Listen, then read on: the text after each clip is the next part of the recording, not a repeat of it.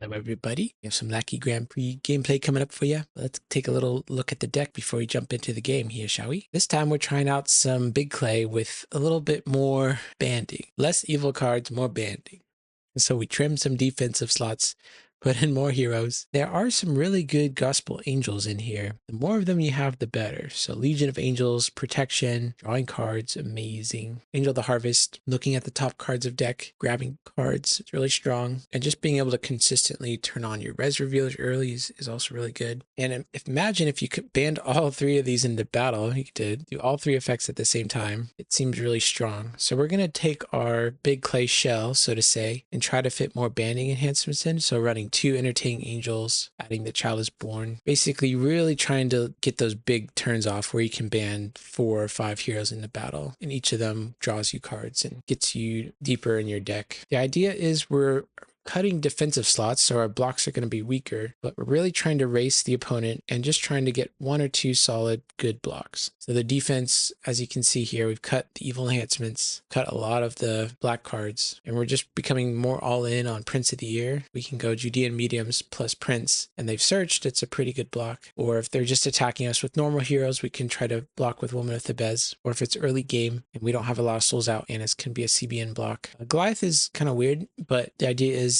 if you have Goliath plus a Christian martyr falling away, you can go Goliath, push them out of battle, and they can only bring 1 hero in usually. And you can really, so if you have Goliath plus Christian martyr, it's like a pretty decent block. And plus, if opponents are just running territory protection and hand protection, this guy can just come out of nowhere too. And in the reserve, we've got the Foreign Wives for another way to get a block with low resources. And we're really trying to get the Prince of the Air and Judean mediums and not playing a lot of evil cards down. So because we're losing some tutoring, we have to really rely on our Damascuses to get to our evil characters. We can use Covenant of David to play our Damascus to get it. And the cool thing about this deck, we're using a combo. So here's a combo. So Temple Guard, you get it out with Concealed Riches, put it in your territory, and then you put Love on it, which converts it to a hero of any brigade. So Temple Guard says you may play enhancement with the band or capture abilities. So if he's a hero and you push him into battle, you can play your band enhancement. So ideally it's like the Ascension. So you go Temple Guard, play Ascension, band everybody into battle, trigger all their abilities, and you do that before the opponent's able to block. And so you're able to generate a lot of value and oftentimes put them in a scenario where they can't really block what you've got going on. So if you do Temple Guard, band everybody into battle, give your guys protection, go to Angel of the Winds, go to Zacchaeus, choose a blocker, like you've just drawn in so many cards, and you've also set them up for not strong a block. And doing that is nice because you don't have to waste your awesome things in order to do that. Previously, my favorite way to kind of initiate a big pre-block band was going David, Heart After God, grabbing right on and then slamming that down to play Child is Born to kind of do the same thing. But this way kind of lets you do that turn after turn after turn because you can just keep playing like your different banding enhancements. You can go the Ascension 1 turn, Entertaining Angels the next turn, grab the Ascension from your reserve, play that 3rd turn, and by then you've probably won the game. So that's cool. So it's not a perfect plan, I will admit. If you put Temple Guard down, you put Love on him, the opponent does have an opportunity to 3 woes his special ability before he attacks. So it can kind of shut you down there. But we are playing more interaction because this deck is more falling into the category of a combo deck now. We're just trying to set up a big band enhancement. So if we can keep our opponents off of 3 woes and Glory of the Lord, that makes it more likely for us to execute our plan here. And so we've cut all our battle winners mostly and put more banding enhancements in. So we have 1, 2, 3, 4, 5 banding enhancements. And then we have like 1, 2, I don't even know if you want to count Lost Child Found, but basically we have 2 battle winners in the main deck. Got some teaching and parables to go with our gold characters. It's like a one of. Watchful Servant may look weird, but the idea is he's kind of like your other heroes. He's really good when he's banded into battle. You're not going to be really attacking with him by himself usually, although there are scenarios where you can put down a Possessing Spirit in their territory. Go Gabriel, negate Possessing Spirit, band a Watchful Servant, draw 3, band a Zacchaeus, choose as blocker. So that way you can get like a free rescue and still generate card advantage. But yeah, this deck is trying to generate card advantage on each turn it attacks, and it's trying to have a critical mass of heroes to make this every time you play the Ascension or Child is Born just into a way you can win the game on the spot or accumulate enough resources where the game puts you really far ahead. So that's the idea of this deck. We're going all in with Temple Guard and Love. So we're going to be playing against Joemama. And if you're wondering about these Lost Soul tokens that you see here, these are ones that I created, and I'll make another YouTube video about these cards later, but just know that it's possible to overwrite image files in your local Lackey files. So I just uploaded a new image instead of one of the Meek Lost Souls to kind of spice up my deck and give it like a skin of sorts. And the cool thing is that only I can see this. My opponents the files that they're going to see are basically the ones that they have downloaded locally. So this is only just an aesthetic choice here that I don't think impacts the game at all for them. But yeah, here we go. So we won the die roll. We see the opponent is playing the Orphan's Lost Soul. It makes our Prince of the Air a little bit less effective, but still not bad. I won the die roll. I have to figure out if I want to choose to go first or second. I really like choosing to go second sometimes with this deck, especially if you can play the first from your deck, because it's basically giving you another extra card. So for example, if you use Lost Child Found to play Lost Soul from a deck, turn 0, you can play the first comes out, you get to draw a card. And if the opponent goes first and passes to you, you get to draw 3 cards on your turn, so you get to trigger the first again. So when you're starting your first turn, you're effectively 5 cards up as opposed to 3 cards up. So it gives you a massive resource advantage. But I decided to go first because I do have a really nice draw 3 with Legion of Angels. So basically, I can kind of keep the tempo up and get a decent turn 1 with Gabriel, Legion of Angels. Yeah, and we get to draw 3 and we get to draw the first again. So turns my draw 3 into a draw 4 effectively. The first really improves any other card in your deck that says draw cards. So for example, Legion of Angels, Prince of the Air, just cards that when they attack and they don't have to shuffle your deck, or block and they don't have to shuffle your deck, they just turn your first into just a little bit of extra card draw, which is really strong and makes it worth it to go all in on the Meek Lost Soul package. I know there are people out there who really love their Prosperities and their Shepherds and their Grumbled and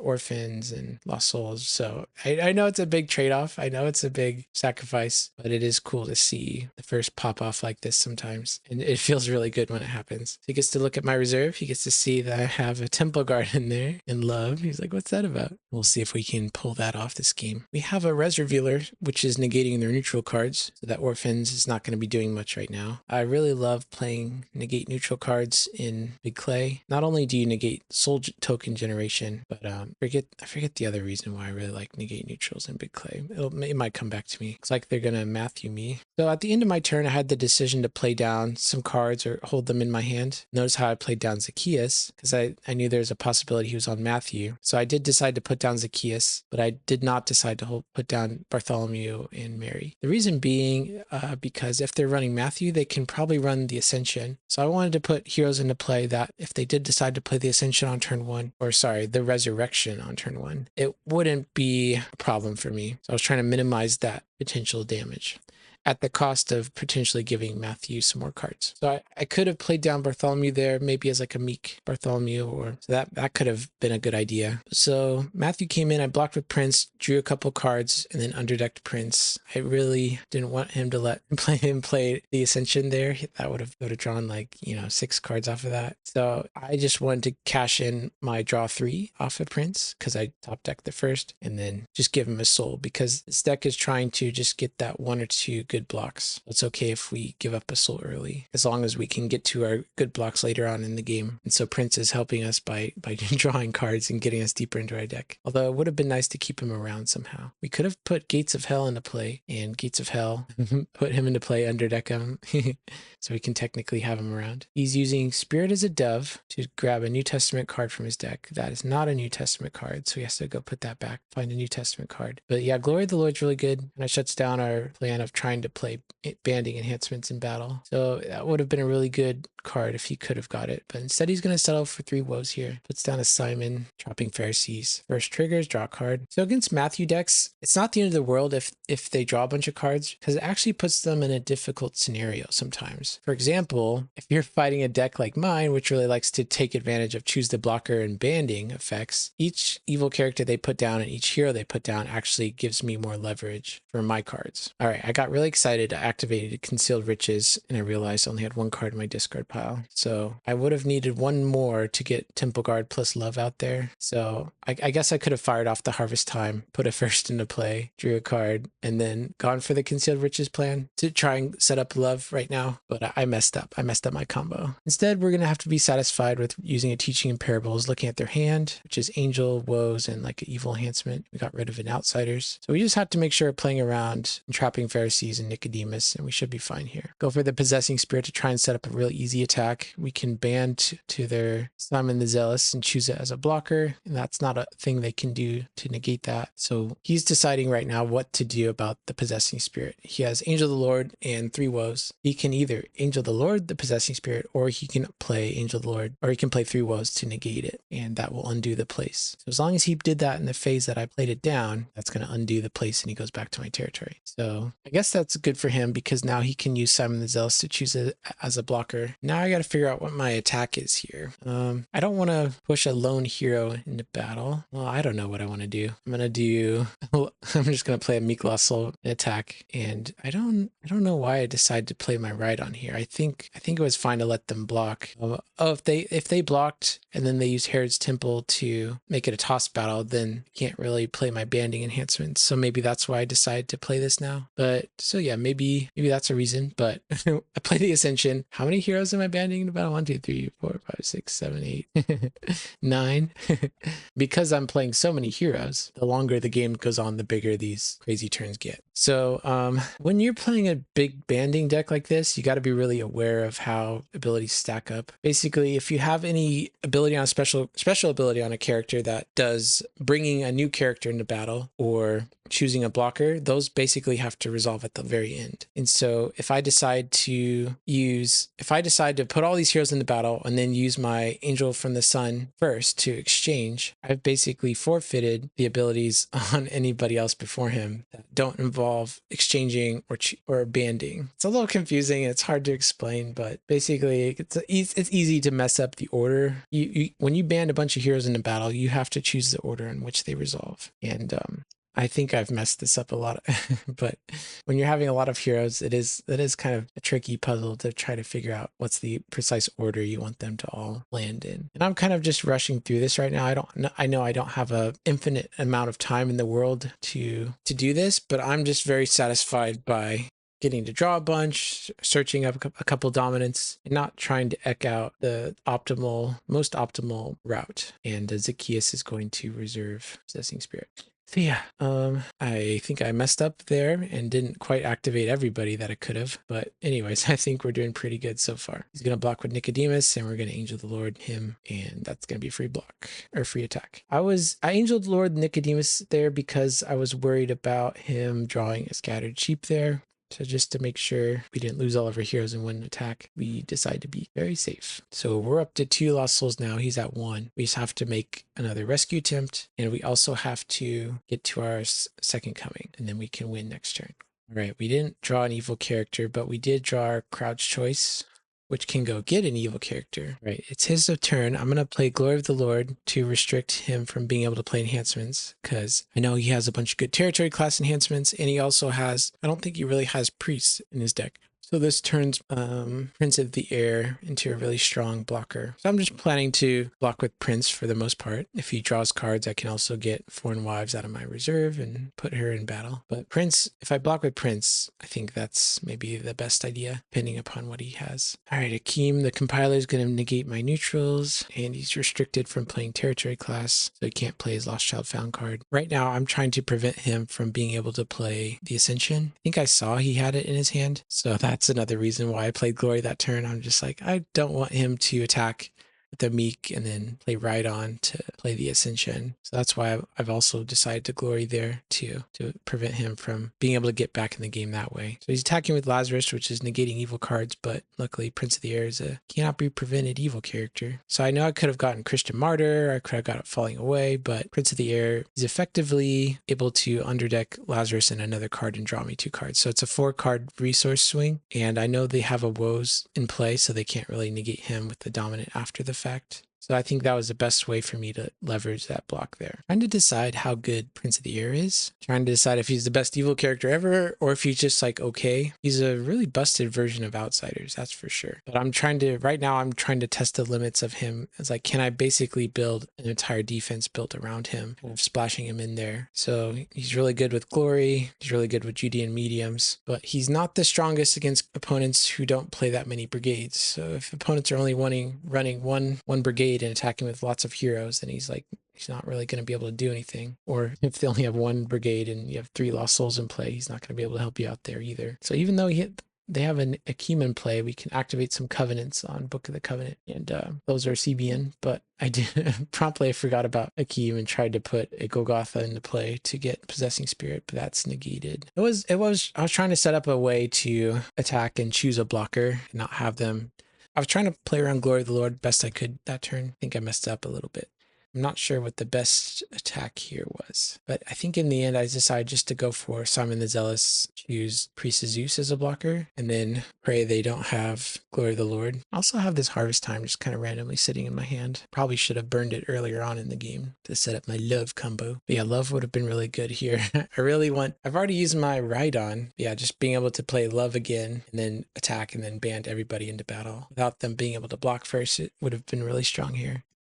So here's Simon choosing Priest of Zeus as a blocker. I get Send the Helper trigger and just grab Eternal Inheritance as a backup way to win the game. I'm not sure if I need Eternal Inheritance in this deck. I don't think it's ever really come up that where I've needed to win the game with it. There's a lot of the cards that seem good in the reserve on paper, but in reality you just like don't get used that much. I think the Eternal Inheritance is one of them. I'm usually winning the game in much more dramatic fashion than attacking with Simon choosing the blocker.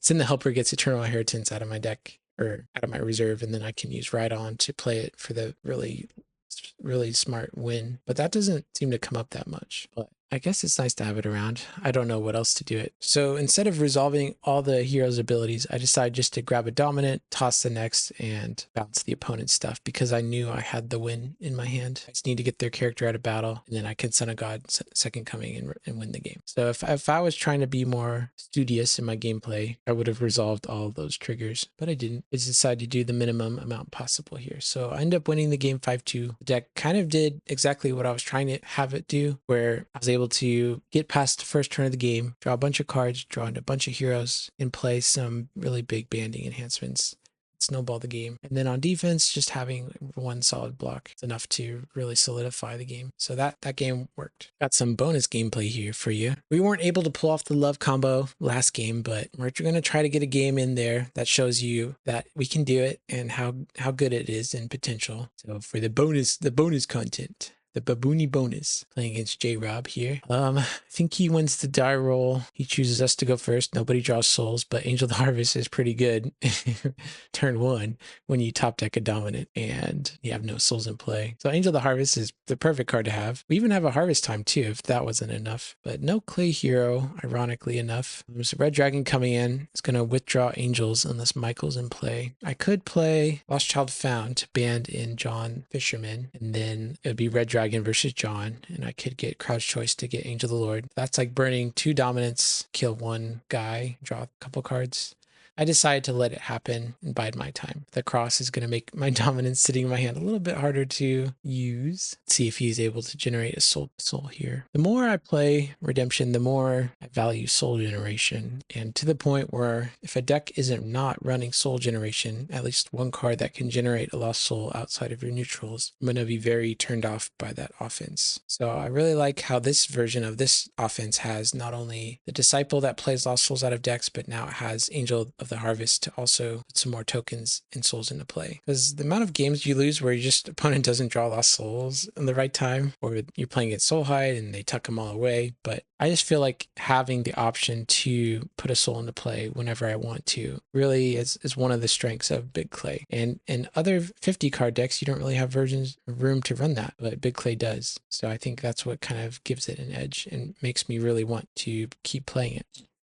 So Joab, the general, coming in. I only have 1 evil enhancement in the deck, so he found it and discarded it. I'm also trying to decide how good this version of the defense is compared to the last one I was running at regionals, Northwest regionals. I'm still on the fence, but it's good to do some playtesting. And all right, the cross is giving me some troubles here. I can't really do my dominance. He gets to draw some cards from high places, but I do think I have the resources to go for Temple Guard plus Love. So I have 2 cards in my discard pile, which means I can exchange 2 cards from my hand into my discard pile. So if I'm thinking about this, I should probably do Spirit as a Dove because it's going to get tossed by the cross anyways, but I decided to put a Harvest Time in there because it's getting restricted.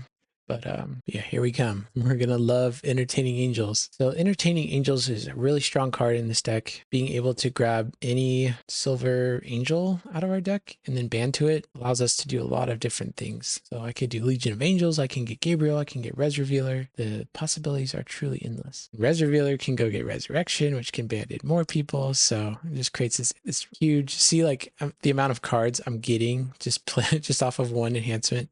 I'm getting 2 heroes into battle. One of them's getting a dominant. One of them's putting a soul token and looking at the top 2 cards of my deck and getting one of those. And the dominant that one of the angels gives is going to get a fortress out of my deck. It's going to get an empty tomb hero and it's going to band in more heroes. So one card has effectively turned into 1, 2, 3, 4, 5, 6, 7, like 7 cards. So yeah, this is the payoff here.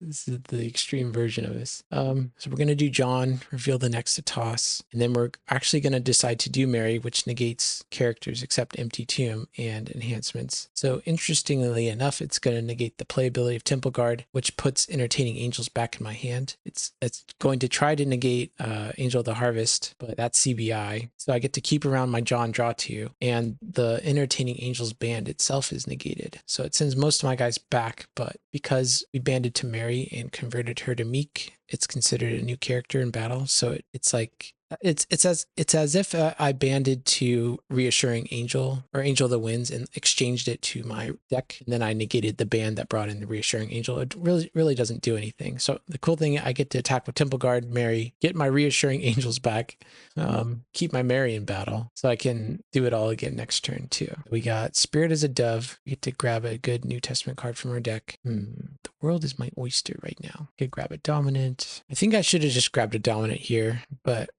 I forgot about the fact that I'm negating characters, so I grabbed a character. But yeah, I should have just grabbed a dominant here, because my plan is to play Reassuring or Entertaining Angels again to band in my angels and kill the red dragon battle by numbers.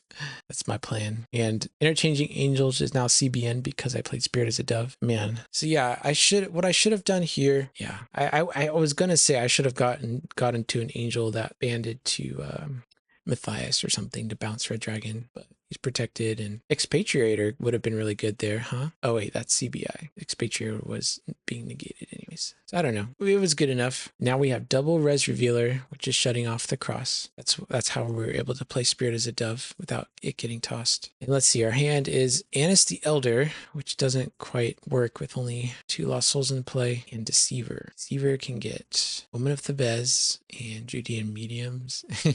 Born Wives. There's not a lot of blocks in this deck. So Ben and I is coming in, negating characters and enhancements. So something I could have done was Annis the Elder underdecks 2 souls and then falling away. I would have wanted to block with Woman of Thebes there, but Ben and I makes that not a good idea. Okay, draw 3 cards. We drew Covenant with David, which lets us play a Sight, which lets us get Damascus, which lets us get an evil character. I really like Covenant of David. It's a good technology find. I don't remember who told me about it, but the ability of taking a territory class card and turning it into an evil character is really strong, especially when the evil character is possessing spirit. So Vain Philosophy is going to try to clear the way. We see 3 Woes and Glory of the Lord, which makes it a little bit hard for me to try and do what I want to do here. But I'm going to take the most threatening card, which is Glory, out of their hand and clear the way for my banding enhancements to keep coming. Let's see, I currently don't have a way to do Temple Guard play enhancement right now since he's Clay Brigade. But I do have a Crouch Choice, which I can turn into a banding enhancement. So let's just Crouch Choice for Ascension and then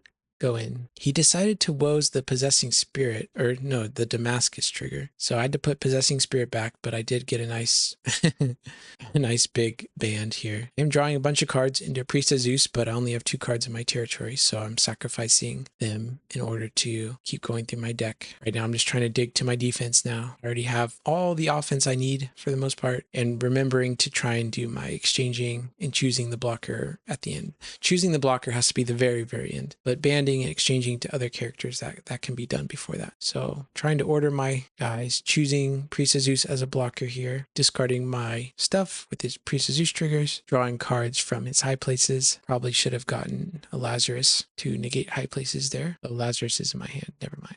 And it looks like they don't have an enhancement. I wasn't super worried there because I did have a Legion of Angels protecting from lone evil characters, and I was tossing the next. So even Scattered Sheep wouldn't have really done anything there. I'm being careful not to place any evil characters in my territory that might be chosen as blockers. I really want to be able to dictate the tempo of battle on my own terms. So I do have access to Judean Mediums plus Prince, but he is only running 2 brigades. So we'll see how effective that is. I do have Deceiver and Annis, but Annis isn't going to help me. Go to Goliath, but don't have another dominant for Goliath. So my blocks aren't that strong, even though I have Prince plus Judean Mediums. I'm trying to figure out what's a way I can build this defense that has not only access to really good blocks with Prince, but also has access to other blocks too. This one is really trying to go see how small can we build this defense and still have good blocks. I mean, like Annis, and I still have good blocks, don't get me wrong, but I'm just kind of really limited in scenarios like this where they're just playing not a lot of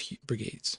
Opponent is thinking about what he's going to be doing. He's played Burial, which is interesting, into my Angel of the Harvest character. And I have Harvest Time still in my reserve, so nothing to be too concerned about. Yeah, usually Burial, you probably want to hold that till after the opponent attacks. Another card I'm thinking about for this deck is Guardians from Glory. It's a card that's an angel, a gospel angel, which I'm always wanting to play more of. This particular version anyways. But yeah, I think Guardians could be good. I'm deciding if they're better than Watchful Servant. Watchful Servant is that gold hero that draws 3. Guardians, they can band or they can protect souls. They protect souls, they band, or they take a gospel card out of the reserve, a good gospel card. So they're okay. They're useful if you want to like play Entertaining Angels and extend the band into a bunch of your heroes. So maybe I can try them out. And having soul protection is really nice against Moment of Thebes and Burial decks too. Probably good as a one of. So here's a scenario I was worried about. They attacked me with 3 heroes, and Prince can only underdeck 2 of them, cannot be negated. And I don't have any enhancements, so I'm not like exactly going to be winning the battle after this. So the best I can do is underdeck 2 things that are, and then draw 2 cards. And if I choose to underdeck 2 heroes, I put both weapons on the bottom. So I'm effectively trading 2 of my cards for 4 of his, plus I get to draw 2. But I have to give him a soul. So the score is currently 4-2. I'm not sure why my counter is showing 4-0, because I think he might have played Son of God's Second Coming, but I hadn't saved the game yet. He's going to use his spears to kill my Deceiver and put my Judean Mediums back, but that still means Prince is in battle. Currently mutual. We'll see here what he does. All right, so here's what we're gonna do. We're gonna make sure we can get souls out. We're gonna go use my other concealed riches, grab Harvest Time back, and then figure out what is our best attack to try and win the game. We're at 4 lost souls. We need 1 more to win. So if we go Temple Guard into Entertaining Angels, it seems pretty good. I think the worst card that they could have for me is Judean Mediums plus Prince of the Air, which makes it a CBN underdeck, and I can't protect my guys because it's multiple evil characters in battle. So if they went Prince, Judean Mediums, and they like underdecked, let's see, I have Love in play, which is what, 8 brigades, and I have 1, 2, 3, 4, 5, 6, 7, 8, 9. So even if they did have Prince and Judean Mediums, I still have a hero in battle, which is insane. And then I could just like Angel their blocker and Glory. So even if they did have Prince here, I think we're fine. But here comes the Deceiver, Judean Mediums. That's part 1 of the puzzle that I'm not looking forward to. And part 2 is not Prince, it's Spirit of Fear. So because I don't have hand protection, I can just discard a random card from my hand. So Lackey has this feature where you can move random 1 to top of discard. So that's what I'm going to be doing here. I lost a random angel. I think I saw their hand earlier, so I know they have a way to play Suicidal Swine Stampede out of the reserve. So in order for them to prevent any shenanigans in the reserve, I'm going to Angel the Lord, their evil character, can play that enhancement, and we win the game. So this final score is 5-3. We got to see the power of love, where I got to do like 2 turns in a row where I'm just attacking and banding and really making it hard for them to block. So that's the potential of this deck. I'm not sure how worth it is to build my deck in such a way where my defense is only like a couple blocks. Feels very limited. I think my playstyle, I do want to have more options here, but I do like exploring this Temple Guard card. All right, thanks for watching this far. I'll see you around.